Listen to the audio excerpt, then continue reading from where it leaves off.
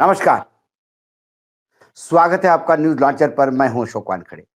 लेकर आया हूं आपका अपना कार्यक्रम द डायरेक्ट हिट। क्या अमेरिका के प्रति हमारा झुकाव या पश्चिम के तरफ हमारा प्यार हमारे देश के लिए एक बड़ा संकट बना?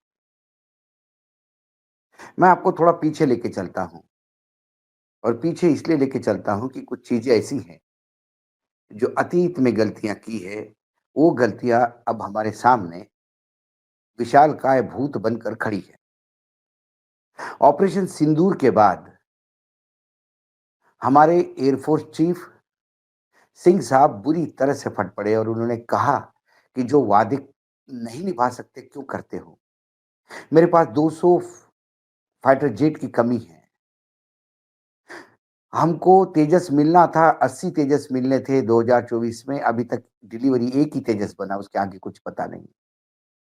अब मेरा इतना विश्वास उड़ गया कि जब मैं कोई एग्रीमेंट साइन करता हूं तो मुझे पता होता है कि ये कभी नहीं होगा। जो प्रोजेक्ट आप जो अभी प्लान बना रहे हैं, उसमें 2035 में भी वो प्लेन डिलीवर होंगे कि नहीं होंगे, इसकी कोई गारंटी नहीं। बिल्कुल अनसर्टेनिटी का माहौल है। इसी बीच हमारे सीडीएस ने कहा कि प्लेन कितने गिरे मत पूछिए, लेकिन हमने 2 दिन के बाद रेक्टिफाई होके 300 किलोमीटर अंदर जाके मारा। विजय हासिल की है हमने। भारतीय फौजों का कोई मुकाबला नहीं कर सकता, ये कई बार रेखांकित हो चुका है। लेकिन उन्हीं जाबाज फौज को क्या हम सैन्य साधनों से वंचित रखेंगे या उन्हें लेस करेंगे? सवाल ये है। आज जब रशिया, चाइना, अमेरिका और चाइना के चलते पाकिस्तान 5वीं पीढ़ी के फाइटर जेट मैदान में उतार चुके हैं, ऐसे में भारत अभी फाइटर जो 5वें जनरेशन का जो पीढ़ी का जो फाइटर जेट है, उसके बारे में हम अभी प्लानिंग कर रहे हैं, अभी हमने जाके मंजूरी दे दी उस प्रोजेक्ट पे। तो वो एक अनुमान है कि 2035 में बनेंगे, लेकिन तेजस के एक्सपेरिमेंट में देखा जाए तो वो क्या 2045 तक आएंगे? लड़ाकू विमानों से के कमी से जूझ रहा भारत 5वीं पीढ़ी के लड़ाकू विमान बनाने की मंजूरी दे चुका है। लेकिन ये विमान भारतीय सेना को 2035 में के पहले नहीं मिलेंगे, ऐसा अनुमान है, जबकि इसका प्रोटोटाइप डिजाइन अभी कुछ भी तैयार नहीं। प्रोडक्शन शुरू करने के पहले विमान को अभी डिजाइन, विकसित और परीक्षण की एक लंबी प्रक्रिया से गुजरना पड़ता है, जो एक बड़ा चुनौती वाला मामला है, समय खाने वाला काम है। ऐसे में भारत सरकार के सामने तुरंत इसकी जरूरत पूरे करने की चुनौती है। भारत का एयरफोर्स सार्वजनिक रूप से, जो मैंने कहा, सिंह साहब ने कहा कि हमारे पास जेट की कमी है। चीन और पाकिस्तान, ये दोनों मोर्चे पे हम चुनौतियां झेल रहे हैं और हमारी लड़ाकू लड़ाकू क्षमता एयरफोर्स की बनाए रखने के लिए हमें 42 स्क्वाड्रन की जरूरत है, जो सैंक्शनड है।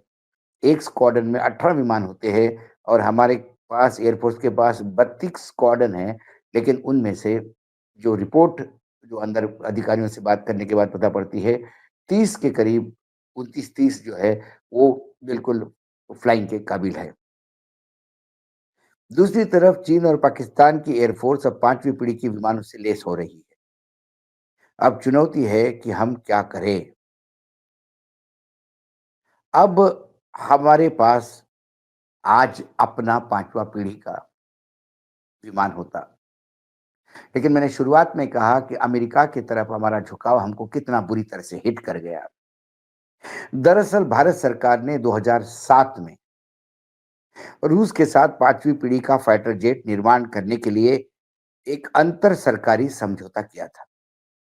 इस समझौते के तहत रूस में सुखोई फाइटर जेट बनाने वाली कंपनी और भारत की सरकारी कंपनी एचएएल 5वीं पीढ़ी के फाइटर जेट विकसित करने वाली थी।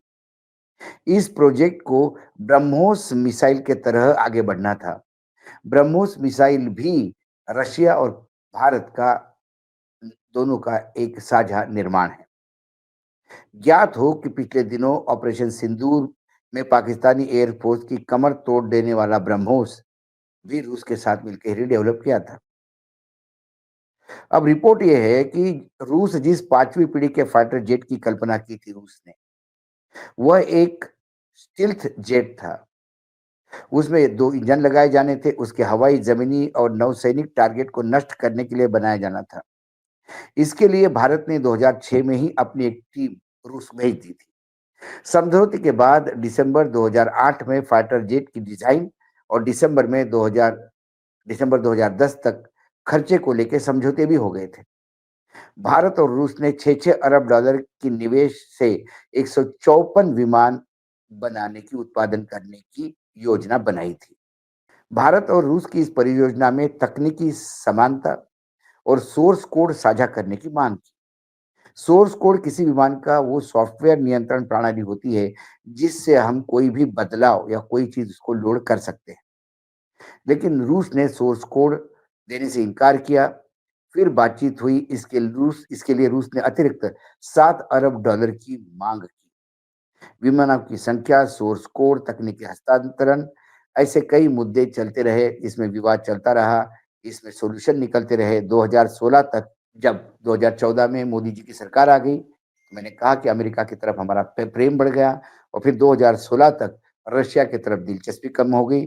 तो इस प्रोजेक्ट में भी, सुकोई के इस प्रोजेक्ट में भी दिलचस्पी इतनी कम हो गई कि 2018 में आधिकारिक तौर पर भारत इस परियोजना से बाहर हो गया और भारत ने फिर एयरफोर्स को तात्कालीन जरूरत पूरी करने के लिए फ्रांस के 36 राफेल विमान खरीदे। जिस पांचवी पीढ़ी के फाइटर जेट की परियोजना भारत जिसमें से बाहर हुआ, उस पर रूस ने काम जारी किया। अब वह सुकोई 57 के रूप में सामने आया। इस विमान में कई ऐसी चीजें हैं जो भारत की जरूरत के अनुकूल है, क्योंकि बेसिकली भारत और रशिया ने मिलकर ही इसको बनाना था। तो भारत बाहर निकला, लेकिन उस प्रोजेक्ट में रशिया कंटिन्यू रखा और सुकोई 57 का जन्म हुआ। रूस पांचवी पीढ़ी का जेट बनाने वाला तीसरा मुल्क बना। इसके पहले अमेरिका और चीन के पास पांचवी पीढ़ी के फाइटर जेट है। अब कई चीजें हैं, भारत क्यों बाहर निकला, इसके लिए टेक्निकल बातें बताई जाती है कि वो प्रोग्राम ही ठीक नहीं था और फिर उससे कुछ प्रॉब्लम्स भी हो रहे थे।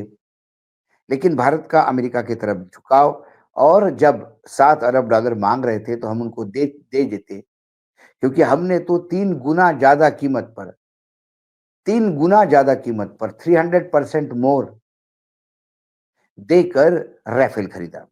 अब 2018 से 25 आते आते भारत को पांचवी पीढ़ी की फाइटर जेट की सख्त जरूरत है और सुखोई 57 ये एक भारत को अब मिल सकता है।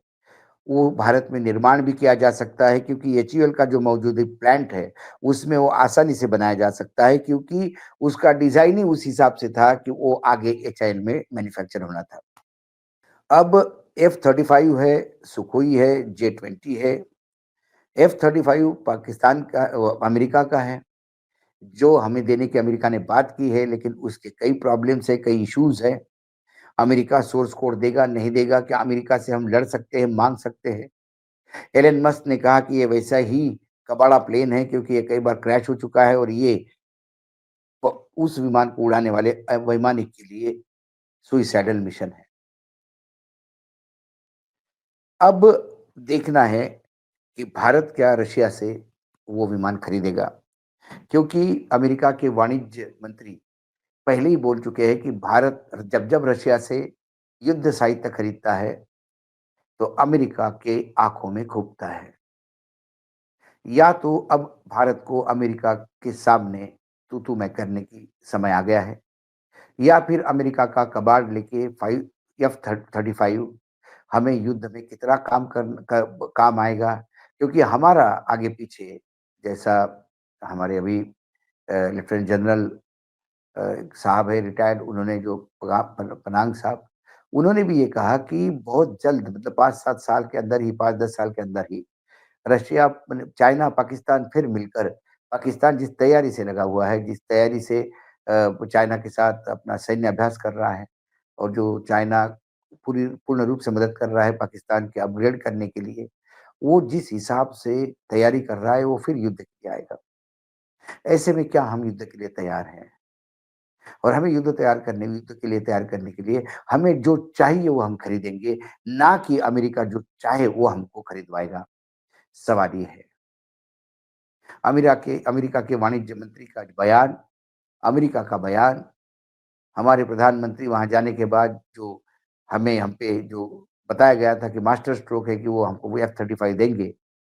हमको राफेल ने जब सोर्स कोड नहीं दिया, तो हम आज फँस गए हैं राफेल खरीद करके।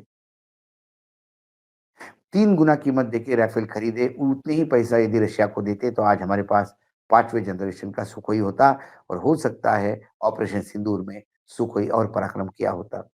वही ब्रह्मोस भी उतना ही बड़ा पराक्रम कर रहा होता। कुल मिलाकर हमें हमारा अमेरिका प्रेम और अभी अमेरिका के सामने झुकाव, किसी एक उद्योगपति को मदद करने के लिए, गौतम अडानी को मदद करने के लिए, ये देश की सुरक्षा के साथ बहुत बड़ा खिलवाड़ हो रहा है। और ये गलती यदि काश यूपीए सरकार होती तो शायद 700 अरब डॉलर देके ये सुखोई 57 का प्रोजेक्ट कंटिन्यू रखती, क्योंकि वो प्रोजेक्ट डिजाइन ही भारत और रशिया ने किया था। पैसे न देने के कारण भारत बाहर हो गया, लेकिन डिजाइन तो वही है जो भारत के अनुकूल था। डिजाइन तो वही है जो एचएल में वो बनना था। कुल मिलाकर देखना यह है कि अब क्या हम रशिया से सामान खरीदेंगे या फिर F-35 लेके हमारे जो पायलट्स हैं, उनकी जान खतरे में डालेंगे। हमारा अमेरिका का झुकाव कैसा हिट कर गया हमारे देश को, ये एक रिपोर्ट आई जो मैंने आपसे साझा की। आज डायरेक्ट हिट में इतना ही। कल फिर आता हूँ किसी विषय के साथ। तब तक के लिए नमस्कार। देखते रहिएगा न्यूज़ लॉन्च चैनल।